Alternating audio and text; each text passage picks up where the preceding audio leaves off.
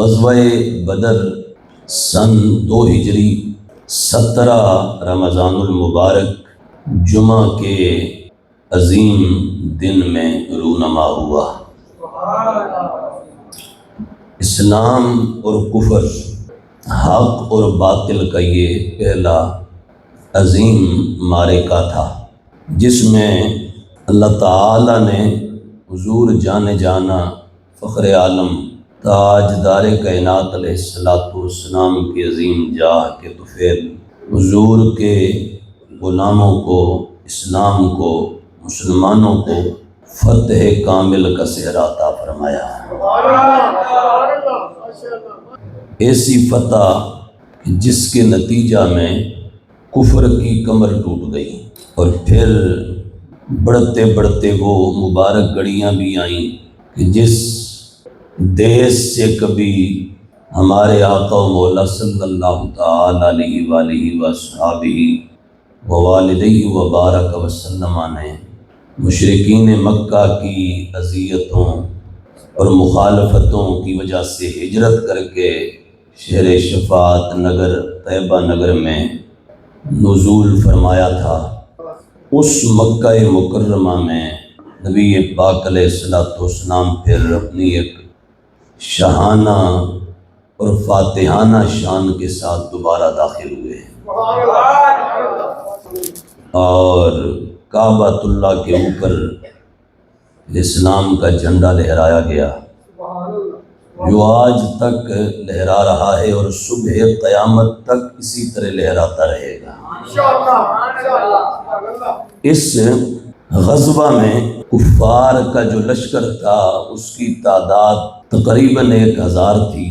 ان کے پاس 700 اونٹ موجود تھے، 100 گھوڑے موجود تھے، اور اس کے علاوہ جنگی ساز و سامان اور آلات حرب و ضرب کی کثرت تھی، جبکہ مسلمان اور وہ کائنات جو ہمارے آقا و مولا نے بڑی محنتوں سے تیار فرمائی تھی، اس میں صرف 313 مخلص، سچے اور وفادار حضور کے غلام تھے۔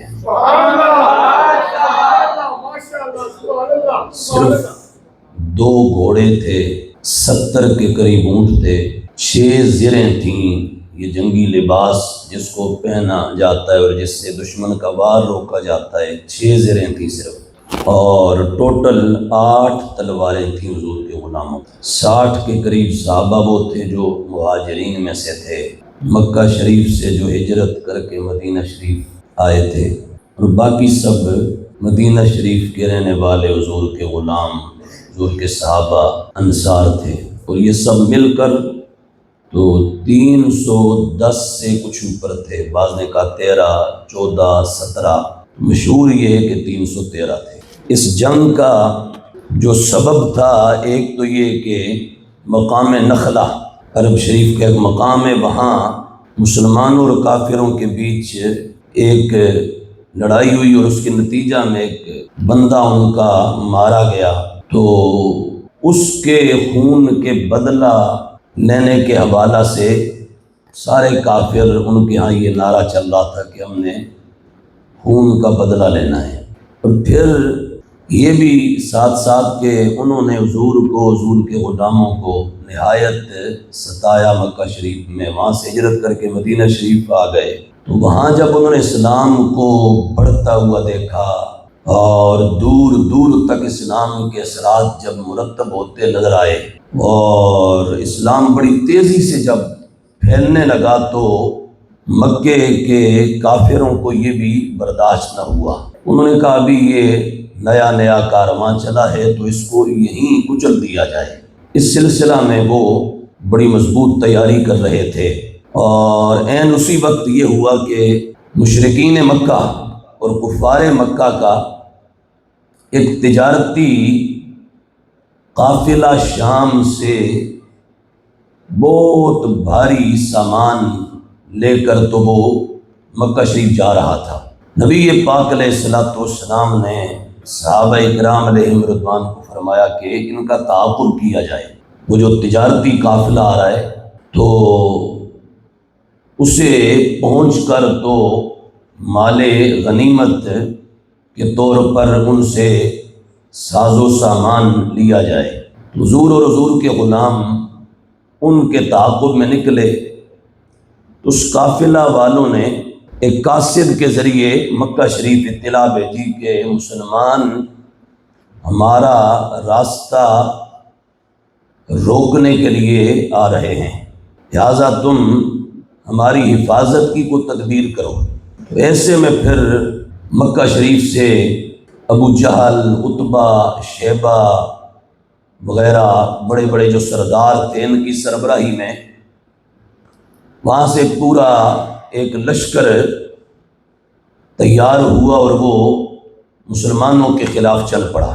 ابھی رستے میں تھے، ان کو وہ تجارتی قافلہ کی طرف سے اطلاع موصول ہوئی کہ ہم بچ بچا کے نکل آئے ہیں، لہٰذا تم واپس آ جاؤ۔ تو ایسے میں ابو جہل جو تھا، جس کے بارے یہ کہ وہ حضور کے دور کا فرعون تھا، اور فرمایا موسیٰ کا فرعون اتنا سخت نہیں تھا جتنا میرے دور کا فرعون سخت ہے۔ وہ ابو جہل تکبر میں تھا، غرور میں تھا، اور دنیاوی ساز و سامان اور دنیا کا جو سرمایہ ہے اور پھر جنگی تیاری، اس سب کے نتیجہ میں وہ مدہوش ہوا کھڑا تھا۔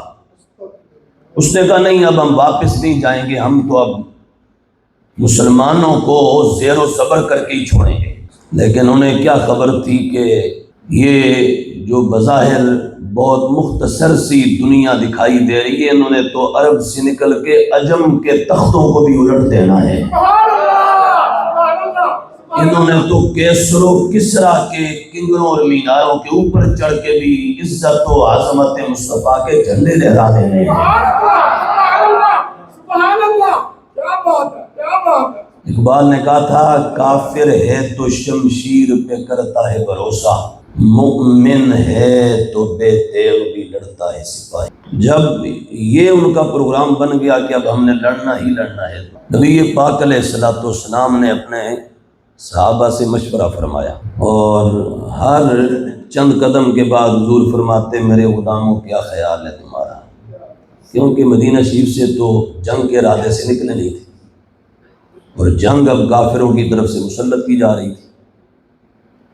اور پھر دوسرا یہ بھی تھا کہ جو مدینہ شریف کے صحابہ تھے نا، انصار رضوان اللہ تعالی علیہم اجمعین، انہوں نے بھی وفا کی انتہا کی ہے۔ انہوں نے جب حضور سے بیعت عقبہ کی تھی تو اس موقع پر ان سے یہ طے پایا تھا کہ تمہیں مدینہ شریف سے باہر نکلنے کو نہیں کہا جائے گا، مدینہ شریف کے اوپر اگر کوئی دشمن حملہ کر دے گا، چڑھائی کر دے گا تو پھر تم نے دفاع کرنا ہے، لیکن مدینہ شریف سے باہر نکل کر ہم تمہیں کہیں جنگ کے لیے نہیں لے جائیں گے۔ اور اب تو مدینہ شریف سے تقریباً 80 میل دور، 150 کے قریب، اس سے بھی زیادہ کلومیٹر دور بدر کے مقام پر جانا تھا۔ اس لیے نبی پاک علیہ السلام بار بار حضور فرماتے میرے صحابہ تمہارا کیا خیال ہے، کیا تمہارا ارادہ ہے، میرے غلاموں تم کیا کہتے ہو؟ تو جب حضور یہ فرما رہے تھے ایسے میں فتکلم ابو بکر، حضرت صدیق ہر جگہ پہلے ہی ہوتے ہیں۔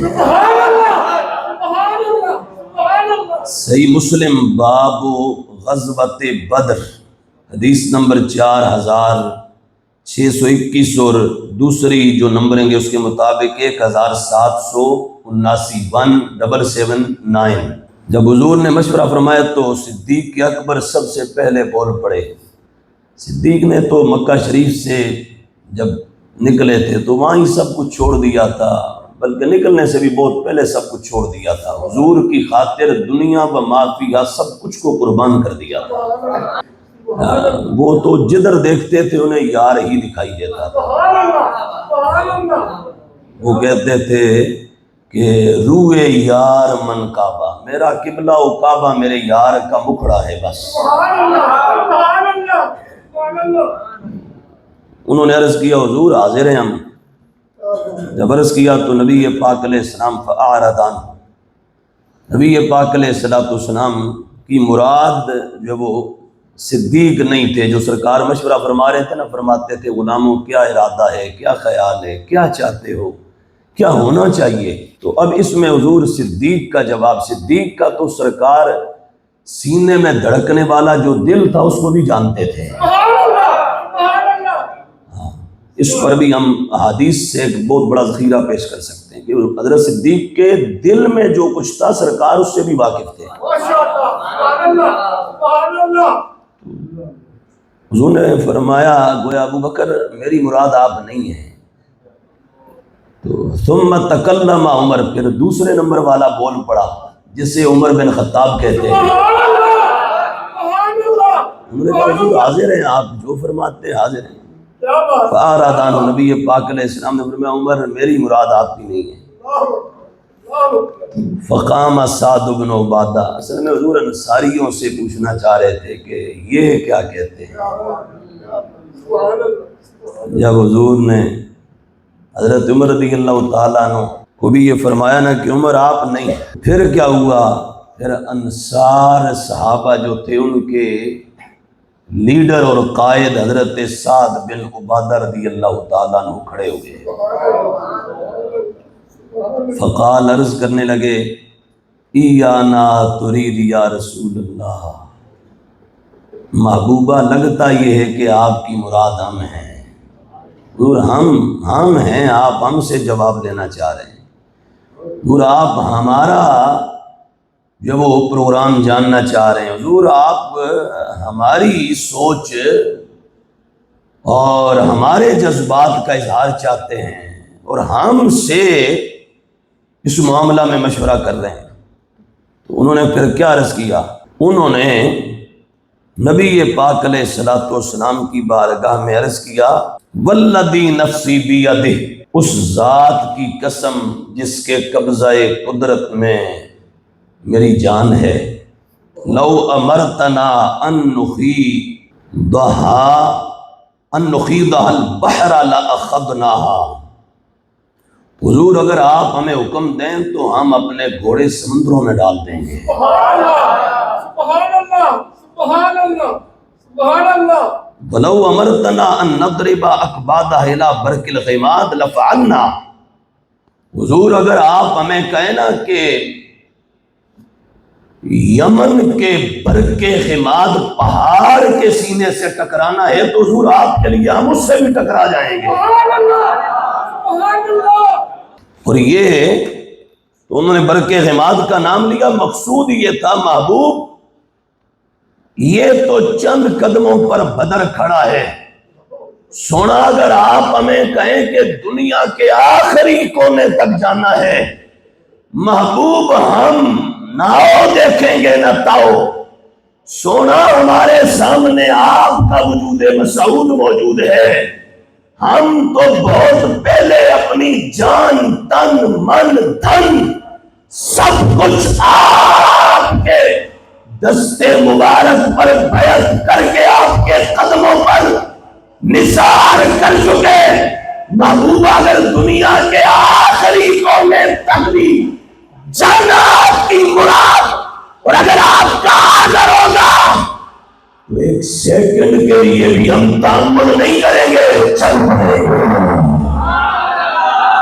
محبوب اب آپ کے ہاتھ پہ بیعت کر چکے ہیں، اپنا سب کچھ آپ کے سپرد کر چکے ہیں، ہر شے آپ کے حوالے کر چکے ہیں، آپ جہاں لے جانا چاہتے ہیں محبوب ہم حاضر ہیں۔ سبحان اللہ، سبحان اللہ۔ یہ کہنا تھا تو قال، انس کہتے ہیں فنادب رسول اللہ الناس فانطلقوا حتى نزلوا بدرا، پھر کہا محبوب کریم علیہ الصلوۃ والسلام آپ نے پھر لوگوں کو لیا اور سرکار بدر کے مقام پر آپ نے نزول اجلال فرما دیا۔ تو بدر میں جب نبی پاک علیہ الصلوۃ والسلام پہنچے تو وہاں رحمت عالم علیہ الصلوۃ والسلام، بلکہ یہاں انصار میں سے ایک اور صحابی ہیں، ان کا بھی حضور کی بارگاہ میں جو جذبہ ہے اس کو میں ذکر کرتا ہوں۔ نبی پاک علیہ الصلوۃ والسلام بدر کے مقام پر پہنچے اور جب پہنچے تو وہاں صورتحال یہ تھی کہ کافروں نے پہلے پہنچ کر پانیوں پہ قبضہ جما لیا، جو مضبوط ایریا تھا، پختہ ایریا، اس پہ پڑاؤ کر لیا انہوں نے، اور جو ریت والا علاقہ تھا اس علاقے میں سرکار اور آپ کے صحابہ جب جلوہ گر ہوئے تو وہ ریت پر پاؤں نہیں جمتے تھے، پاؤں اس کے اندر دھنس جاتے تھے۔ تو ایسے میں صحابہ کرام علیہم رضوان کو فکر لاحق ہوئی، تو میرے محبوب علیہ السلام نے فرمایا غلاموں فکر نہ کرو، ہماری مدد عرشوں سے آنے والی ہے۔ اور میرے محبوب علیہ السلام نے جنگ سے پہلے ہی وہاں پہنچ کر تو حضور نے اپنے مبارک ہاتھ سے لکیریں کھینچیں، فرمایا ہذا مصرع فلاں، وہذا مصرع فلاں، فرمایا کل اس جگہ پہ فلانا کافر مرے گا، فرمایا اس جگہ پہ فلانا کافر مرے گا کل۔ نبی پاک علیہ السلام نے فرمایا کہ یہ جگہ میں بتا رہا ہوں کل یہاں فلاں فلاں کافر مرے گا۔ حضور نے جب بتایا تو حضرت انس کہتے ہیں پھر اگلا دن جب آیا نا، جنگ ہو چکی تو بعد میں کہا پھر ہم نے دیکھا فما مات احدهم عن موضع ید رسول اللہ، اور میں اللہ کے رسول عز و جل علیہ السلام نے جہاں جہاں دستے مبارک رکھ کے نشان لگایا تھا، ایک انچ تو کیا انچ کے کروڑویں حصے کے برابر بھی کوئی کافر اس جگہ سے آگے پیچھے نہیں ہو سکا۔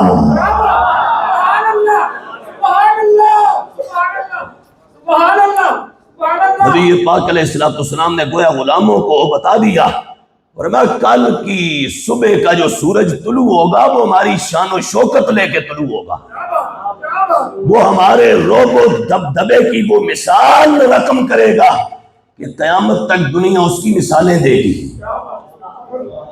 اور پھر وہاں بدر میں ہوا کیا، پھر تازہ جب یہ فکر ہوئی نا کہ بھئی یہ تو ریت تلی علاقہ ہے اور یہاں قدم کیسے جمیں گے، تو ایسے میں پھر کیا ہوا، بخاری میں بھی ہے اور خود قرآن میں ہے، خود قرآن میں میرے رب نے اس پر جو وہ اپنے کلام میں ارشاد فرمایا اذ تستغیثون ربکم فاستجاب لکم انی ممدکم بألف من الملائکۃ مردفین وما جعلہ اللہ الا بشرا ولتطمئن بہ قلوبکم وما النصر الا من عند اللہ ان اللہ عزیز حکیم اذ یغشیکم النعاس امنۃ من۔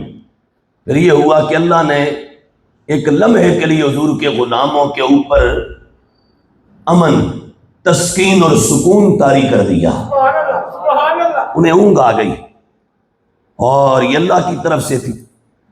وَيُنَزِّلُ عَلَيْكُم مِّنَ السَّمَاءِ مَاءً، پھر آسمان سے بارش آ گئی، اور کیوں آئی اللہ فرماتا ہے لِيُطَهِّرَكُم بِهِ وَيُذْهِبَ عَنْكُمْ رِجْزَ الشَّيْطَانِ، تاکہ اللہ شیطان کی ہر ناپاکی تم سے دور کر دے اور تمہیں شان تطہیر اور طہارت عطا فرما دے۔ کہ اب بدر میں کیا ہوا، حضور اور سرکار کے صحابہ ریت والے علاقے میں تھے، اب فکر یہ ہوئی کہ بھئی یہاں تو قدم نہیں ٹھہریں گے، اللہ نے بارش اتاری، جب بارش اتری تو کیا ہوا، وہ کافر جس طرف تھے، وہ جو پکا علاقہ تھا، وہاں بارش کی وجہ سے کیچڑ آ گیا، پاؤں سلپ ہونے لگے، اور اس کے بعد ادھر ریت مٹی میں جم گئی اور پھر مصطفیٰ کے شیروں کے قدم جم گئے۔ میرے محبوب نے فرمایا صحابہ یہ ہے میرے رب کی پہلی مدد۔ تو اب یہ جس وقت ہوا نا تو میرے محبوب علیہ السلام پھر اس کے بعد جو جنگی نظم تھا اس کو ترتیب دیا، اور ترتیب دینے کے بعد میرے محبوب نے فرمایا صحابہ میرے غلاموں یوں کل تم نے چلنا ہے، سب سمجھایا، اور اس کے بعد صحابہ کرام علیہم رضوان کے بیچ یہ مسئلہ اس پر مشاورت ہوئی اور میٹنگ ہوئی، انہوں نے کہا باقی تو سب خیر ہے پر عرش سے زیادہ مقدس وجود ہے آمنہ کے لال کا، غلاموں آج اگر سرکار کو آنچ آ گئی قیامت تک جواب نہیں دے سکو گے تم. ہاں محبوب کے لحاظ سے سوچو کیا کرنا ہے. پھرتے یہ پایا ہے کہ جی ایچ کیو ترتیب دینا, ایک جنرل ہیڈ کوارٹر بنانا ہے. اور آج بھی بدر میں جاؤ تو مسجد عریش موجود ہے. پھر ایک جگہ محبوب علیہ السلام کے لیے ایک عریش تیار ہوا, اور عریش کا معنی آپ آسان کہہ لیں چھپر, خیمہ. اور میں یہ کہہ رہا ہوں کہ وہ ایسا خیمہ تھا کہ دنیا کے کروڑوں محل اس کی گرد پہ قربان. ہاں تو جب تیار کیا انہوں نے کہا اس جگہ محبوب جلوہ گر ہوں گے, اور کہا محبوب یہاں آپ نے جلوہ گر ہونا ہے. میرے محبوب علیہ السلام آپ سے عرض کیا صحابہ نے, نبی علیہ السلام بخاری میں 3952, سرکار کریم علیہ السلام آپ مشرکوں کے خلاف دعا کر رہے تھے. تو حضرت عبداللہ بن مسعود کہتے ہیں ہوا کیا, انصار صحابہ میں سے مقداد بن اسود آ گئے, اور انہوں نے آ کے جب سنوں نے کہا محبوب آپ دعا مانگ رہے ہیں ہماری سن لیں ایک عرض. ایک تو وہ حضرت سعد بن عبادہ کا خطبہ سنا چکا پیچھے کا. اب مقداد بن اسود نے کیا کہا, انہوں نے کہا محبوبہ سنیے, لا نقول کما قال قوم موسیٰ اذهب انت وربک فقاتلا. محبوب یہ جو میدان لگنے والا ہے بدر کا, ہم اس میدان میں بے شک ادھر 1000 ادھر 313, بے شک ادھر 700 اونٹ اور ادھر بمشکل 70 اونٹ, بے شک ادھر 100 گھوڑے اور ادھر 2 گھوڑے, بے شک ادھر آلات جنگ کا ایک انبار ڈھیر لگے, اور ادھر صرف 2 تلواریں اور چند سریں. لیکن محبوب آپ سے عرض گزارے سن لیں ہماری بات, اے سونا ہم آپ سے آج وہ نہیں کہیں گے جو موسیٰ کی قوم نے موسیٰ سے کہا تھا. جب جناب کریم حضرت موسیٰ سیدنا کلیم اللہ علیہ السلام انہوں نے کہا تھا بنی اسرائیل میری قوم اٹھو, عمالقہ پر حملہ کرنا ہے اور انہیں صف ہستی سے مٹانا ہے اور تمہیں واپس آنا ہے ارض مقدسہ میں. کہنے لگے موسیٰ اذهب انت وربک, تو جاؤ اور تیرا رب جاؤ, تم جا کے فقاتلا لڑو, ان ہاؤنا قائدون, اتھے بیٹھے ہیں ہم یہاں بیٹھے. حضرت مقداد نے کہا سونیا آج عرش بھی دیکھے گا, آج سدرہ کا جبریل بھی دیکھے گا, آج قدسی بھی جھک جھک کے دیکھیں گے.